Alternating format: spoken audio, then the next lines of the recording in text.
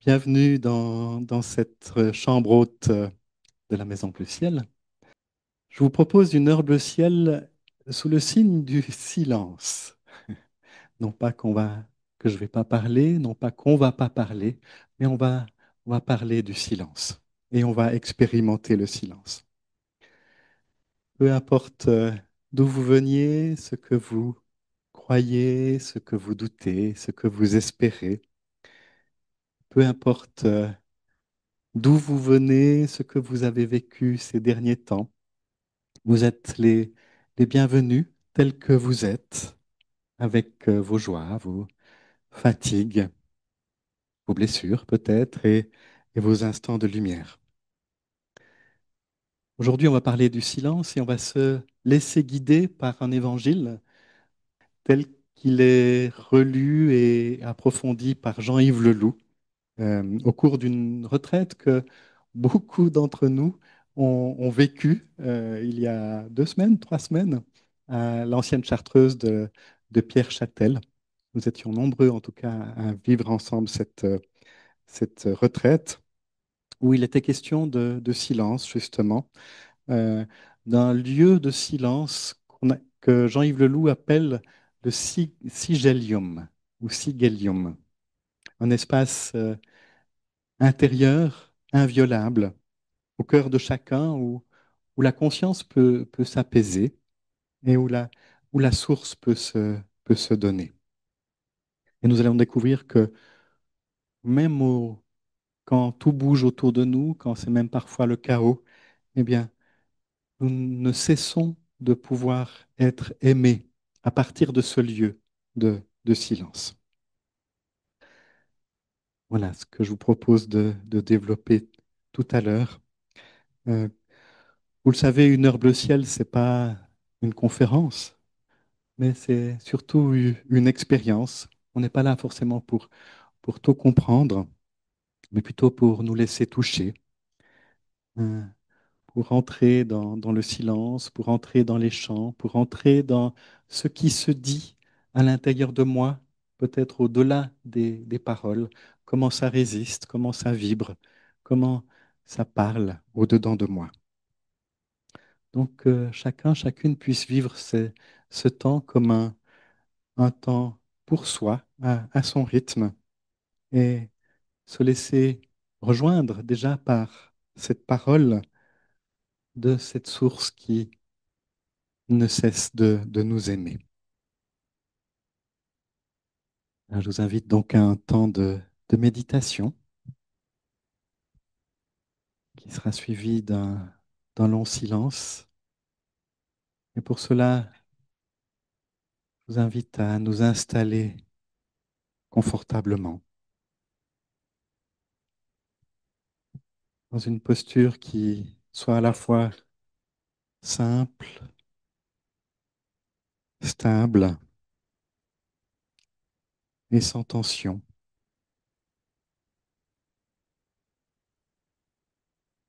Je vous invite à sentir le contact des pieds ou des genoux ou de ce qui touche, de ce qui de votre corps touche le sol.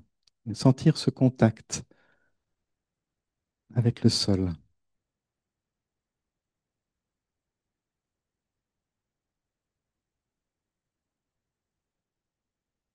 Et prendre le temps de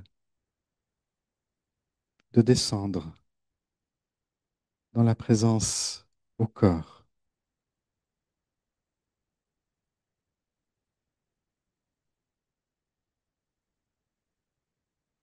Venir habiter pleinement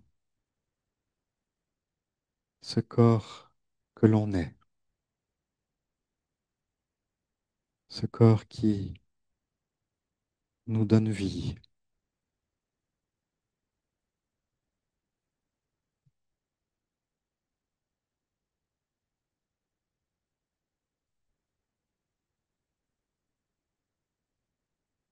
Et puis laisser les sens s'ouvrir doucement. Entendre les sons qui nous entourent dans cette pièce.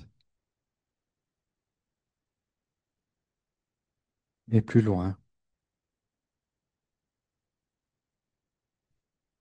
ici les cloches qui tintent, qui sonnent.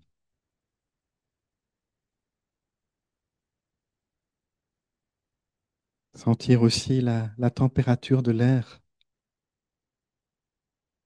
sur son visage, sur ses mains.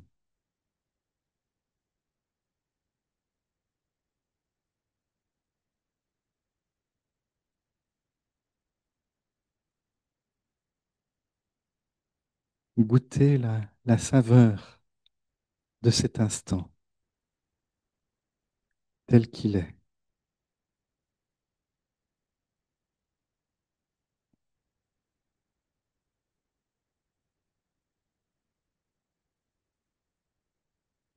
Ouvrir aussi le regard intérieur, ce regard qui se tourne vers le dedans.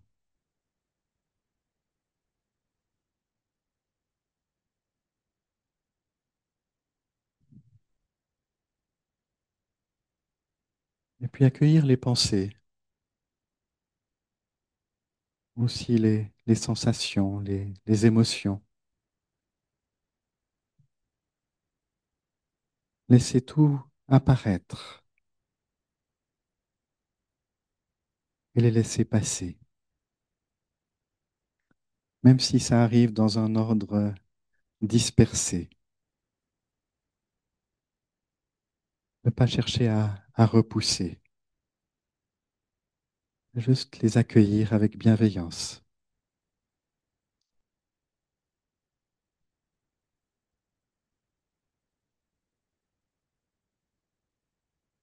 Et puis se déposer de plus en plus dans le silence.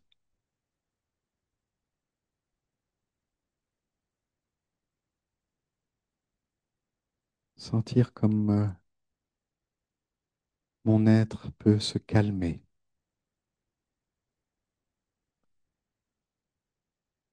comme la surface d'un lac dans une journée d'été tranquille.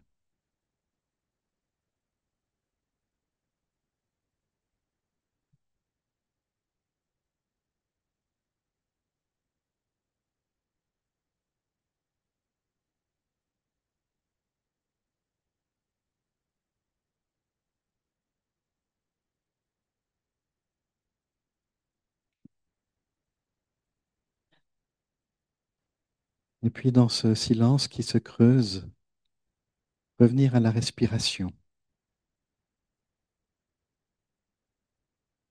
la sentir telle qu'elle est.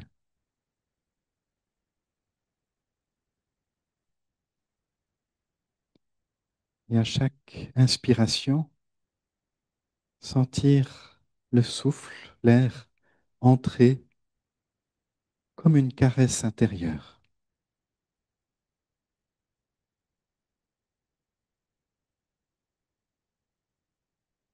comme une brise qui vient nous aimer, qui rejoint notre cœur, notre ventre, tout notre être.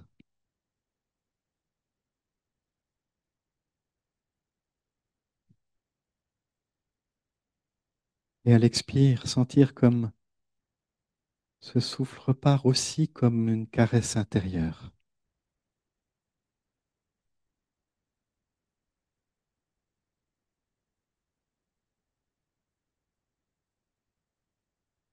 Et ainsi l'inspire et l'expire sont porteurs d'une grande tendresse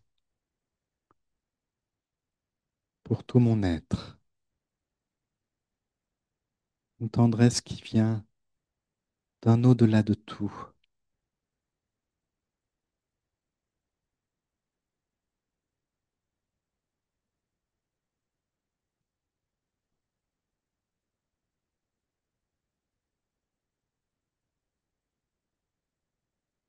Et sentir aussi comme le temps juste entre les deux, entre l'inspire et l'expire, ce temps de silence est un temps de présence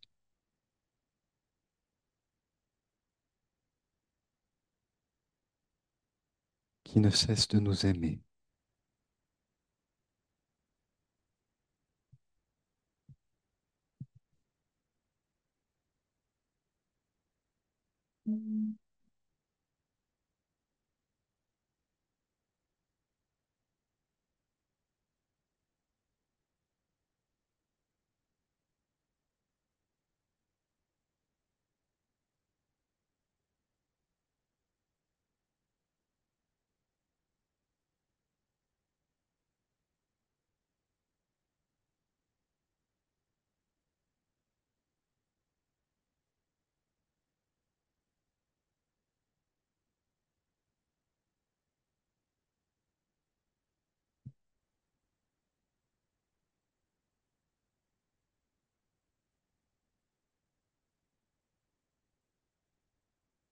Toi, l'au-delà de tout et l'au-dedans de nous.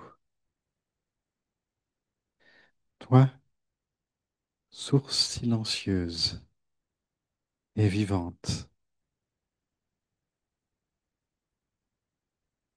tu ne cesses de nous aimer. Dans la beauté fragile du monde, tu ouvres nos cœurs à une confiance nouvelle.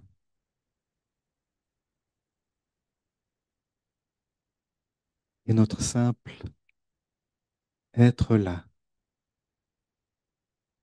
devient prière. Amen.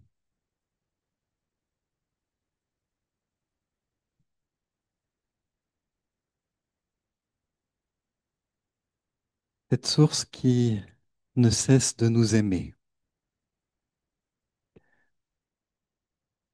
J'ai envie de commencer en vous partageant un peu de mon expérience de cet été, pas pour raconter mes vacances, mais plutôt pour vous inviter à travers mes mots, à entrer dans votre expérience, dans vos paysages, dans vos rencontres, dans vos émotions. Avec Anne Dorcas, nous sommes allés en Irlande. Je vais juste vérifier que ceux qui sont en Zoom nous entendent bien. Oui, je crois que c'est le cas. Donc, nous sommes allés en Irlande et nous avons vécu beaucoup de temps dehors, dans la nature. Et l'Irlande nous a vraiment offert ces paysages, ces vastes étendues.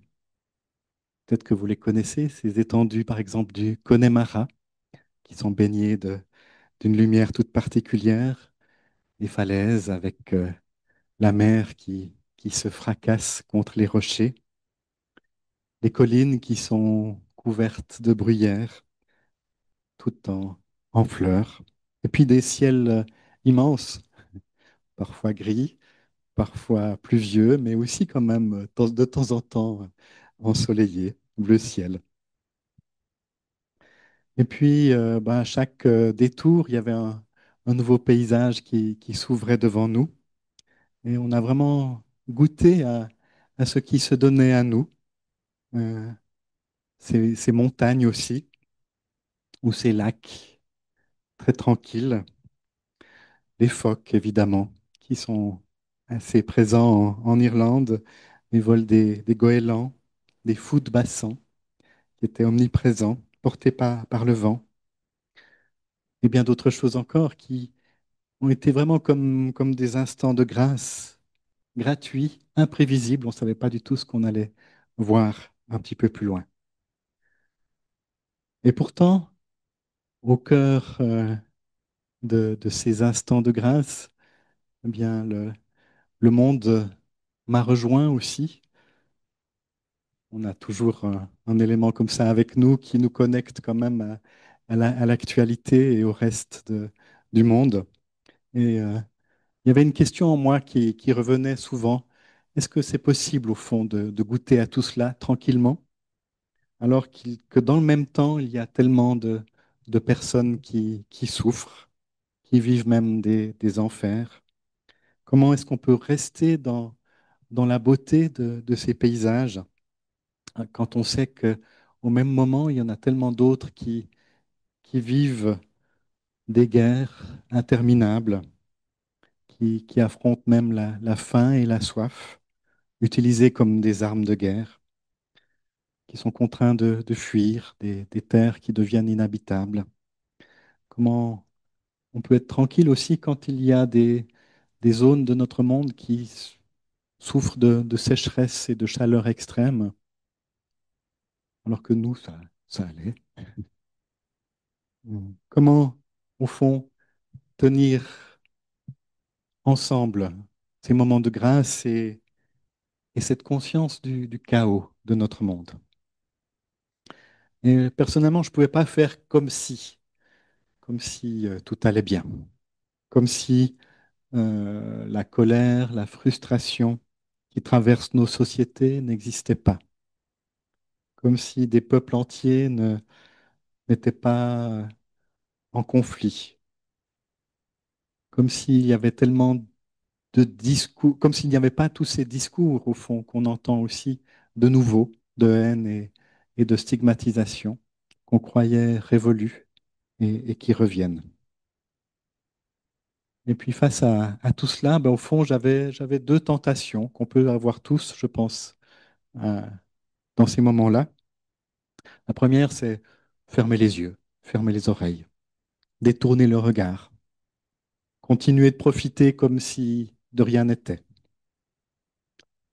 Ça peut paraître confortable un temps, mais c'est aussi une illusion qui finit bien à un moment donné par se briser. Ça nous rattrape. Et puis, la seconde tentation qui est inverse, c'est l'écrasement, au fond. C'est se laisser engloutir par la souffrance du monde. C'est perdre toute capacité de joie, se sentir impuissant au point de céder au désespoir. Et cette tentation-là, elle est peut-être encore plus redoutable parce qu'elle nous coupe de la vie, elle nous prive d'agir. Donc deux attitudes de fuite et écrasement qui nous éloignent, je crois, toutes les deux de ce qui est juste, au fond. Parce que ni l'une ni l'autre ne permettent de tenir debout, de vivre avec la vérité ou les vérités de notre monde. C'est pour ça qu'il faut trouver un autre chemin, un chemin qui traverse la réalité de notre monde, mais sans s'y perdre. Un chemin qui puisse tenir à la fois la conscience du chaos et l'expérience de la grâce. Et c'est là que nous a rejoint, je crois, parce qu'on peut le dire pour plusieurs d'entre nous, les paroles de Jean-Yves Leloup à cette retraite que nous avons vécue ensemble à l'ancienne chartreuse de Pierre Châtel. Des paroles à partir de l'Évangile de Marie, qui est donc un manuscrit qui a été retrouvé avec d'autres manuscrits il y a une septantaine d'années maintenant dans euh, dans les fouilles et qui a révélé au fond d'autres évangiles, parfois fragmentaires, c'est le cas avec l'évangile de Marie, des évangiles apocryphes, comme on le dit, mais qui sont extrêmement intéressants aussi parce qu'ils donnent une autre couleur, un autre parfum aux paroles de Jésus ou aux paroles de ceux et celles qui ont suivi Jésus dans les premiers temps. Et donc, à partir de cet évangile de Marie, Jean-Yves Leloup nous a parlé d'un lieu intérieur de silence qu'il appelle le sigillium. Ce terme, c'est un terme un peu construit qu'il a inventé lui, qui part du sigillium, qui veut dire le sceau en latin. Euh, un signe protecteur. Le sceau S-C-E-A-U, hein, c'est le sceau qu'on mettait sur les lettres, par exemple. Et puis, Sigillium, ça évoque aussi le mycélium. Vous savez, ce réseau euh, de champignons, de choses qui relient au fond les êtres vivants, les végétaux entre eux, hein, les arbres en particulier. Donc, Sigillium, ce réseau de silence qui nous relie les uns aux autres, qui est un espace de communion au plus profond, là où nous ne sommes peut-être plus tellement différenciés. Donc, comme un sceau intérieur de silence inviolable qui garde notre unité profonde et qui nous relie les uns aux autres, qui nous relie à toutes les autres consciences. Et Jean-Yves Leloup disait que le sigillium, c'est ce fond silencieux qui relie toutes les consciences. Là, il n'y a ni séparation ni guerre, seulement l'évidence de l'amour, d'un amour plus grand que nous. Voilà, ça vous paraît peut-être un peu mystérieux, ça nous paraissait un peu mystérieux, ce mot, cette réalité. Mais je crois qu'au fond, c'est porteur de quelque chose de très profond. Et c'est là que ça nous rejoint dans nos questionnements par rapport au monde. Et ce silence, il commence par accueillir les bruits, accueillir tout ce qui nous traverse, comme nous l'avons fait au début de la méditation, accueillir nos pensées, nos bruits extérieurs et nos bruits intérieurs, dans un accueil total, inconditionnel. Ce silence peut tout accueillir du bruit intérieur et extérieur. Il ne cherche pas de solution, il cherche juste simplement à accueillir. C'est au fond aussi ce que nous avons essayé de faire, je crois, en Irlande, en étant attentifs à la nature, mais en écoutant aussi les récits des Irlandais euh, dans les musées ou dans d'autres lieux. Ils ont vécu tellement de choses difficiles, de traverser de la pauvreté, de l'exil, de la famine même. Bientôt, enfin il y a 180 ans, ils ont été complètement, le peuple irlandais a été pratiquement décimé par la famine. Mais c'est un peuple résilient qui a traversé tout cela. Et dans ce peuple et dans ce pays, on sent vraiment quelque chose d'un amour, d'une d'une tendresse pour la vie, d'une tendresse d'une joie au fond. Je ne sais pas pourquoi ça m'émeut, cet endroit-là. Euh, enfin, parce que ça nous a touchés, en fait. Et puis, pendant la retraite, donc, qui a fait suite à ce voyage, Jean-Yves Leloup, au fond, a mis des mots pour moi sur cette réalité de l'accueil, de cette tendresse, de ce silence, de la vie. Il l'a appelé aussi le point C, pour calme au niveau du corps, pour clarté au niveau du mental et pour compassion au niveau du cœur. Quand, quand ces trois dimensions s'alignent en nous, il y a quelque chose du silence qui peut émerger. Et il y a quelque chose de la tendresse qui nous mène au fond vers ce quatrième C, avec un grand C qui est le Christ, au fond, comme une réalité vivante, comme une réalité intérieure, au-dedans de nous.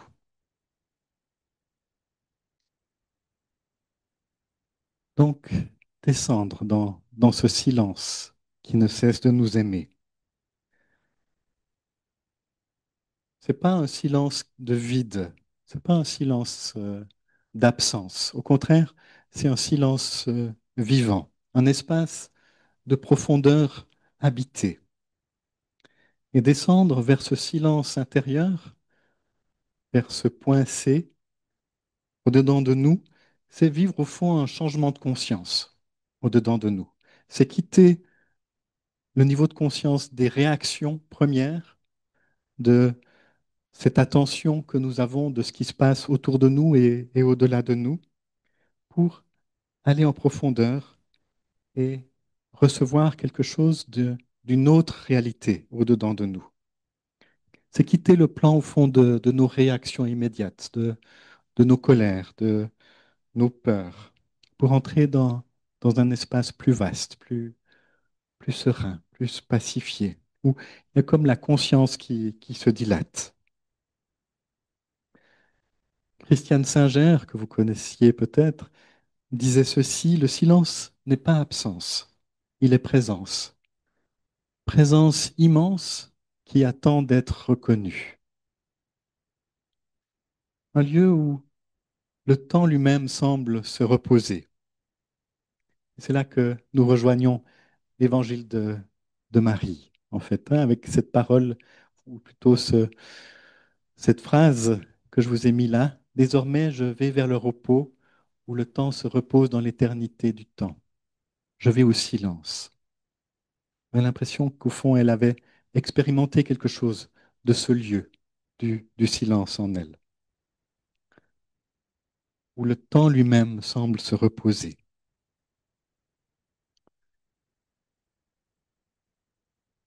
Et ce silence, on peut le retrouver dans plein de lieux, dans plein de clins d'yeux qui nous sont donnés, comme tous ces temps de grâce que nous avons vécus dans la nature, mais aussi à travers un livre, à travers des paroles, paradoxalement, à travers des regards qui nous rejoignent et qui nous disent en silence, je t'aime, je te vois, je sais ce que tu traverses, je te connais.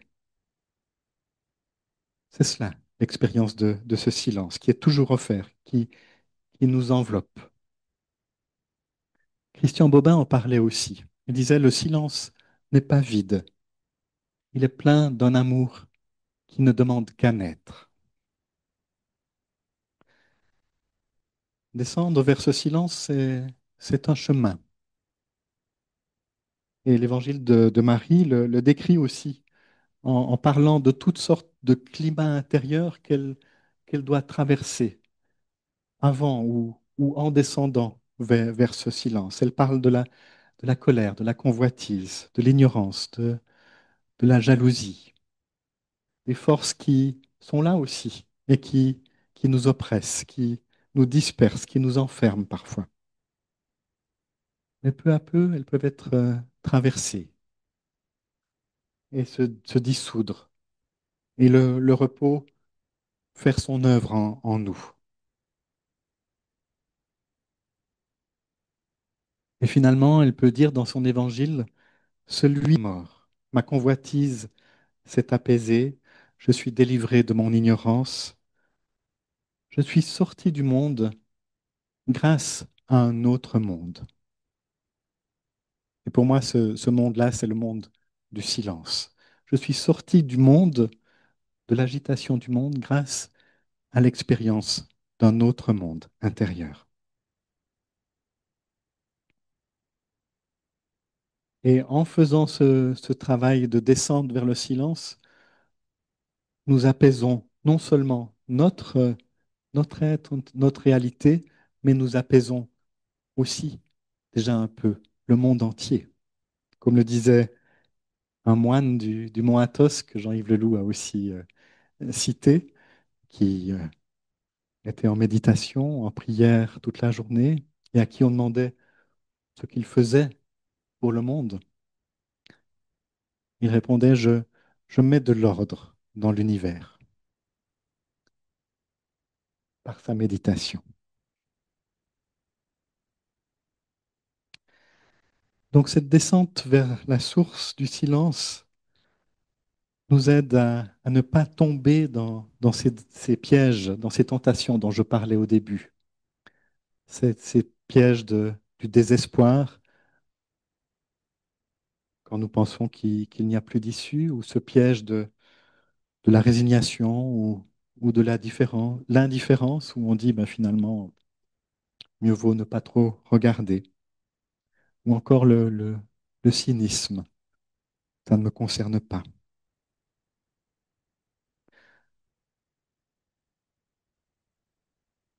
Au fond, nous sommes appelés à trouver, je crois, et c'est vraiment essentiel aujourd'hui, à trouver ce lieu du silence, d'où pourra renaître un courage nouveau. Parce que ce silence ne nous rend pas passifs, au contraire. Il nous garde de l'épuisement, du cynisme.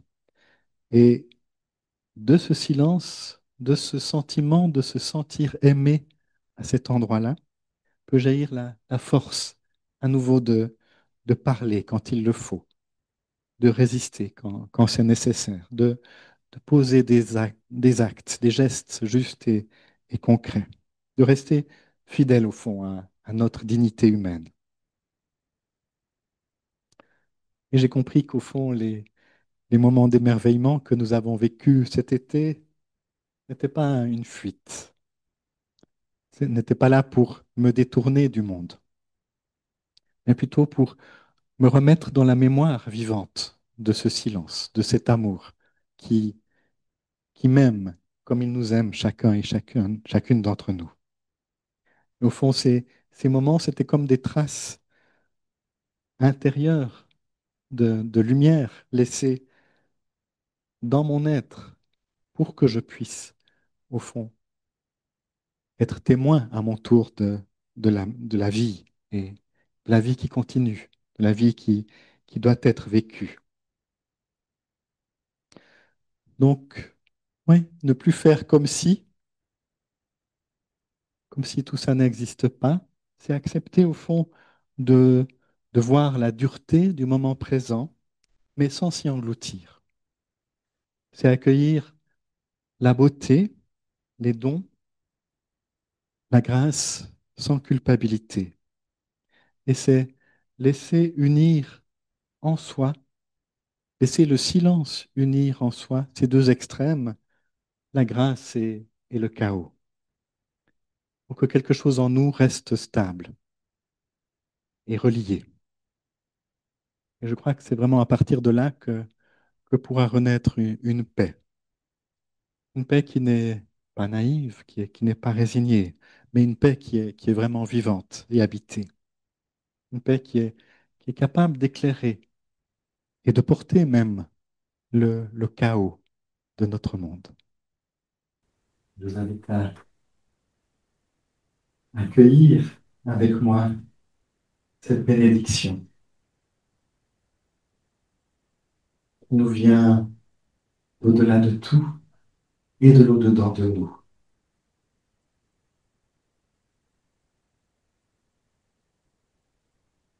Que le vent léger porte nos prières et nous rappelle l'élan de la vie. Que la pluie douce rafraîchisse nos cœurs et abreuve en nous ce qui a soif. Que la lumière du matin éclaire nos pas et nous guide sur les chemins du jour. Que la terre sous nos pieds nous garde solides et que le silence nous relie à la source qui ne cesse de nous aimer et de nous bénir.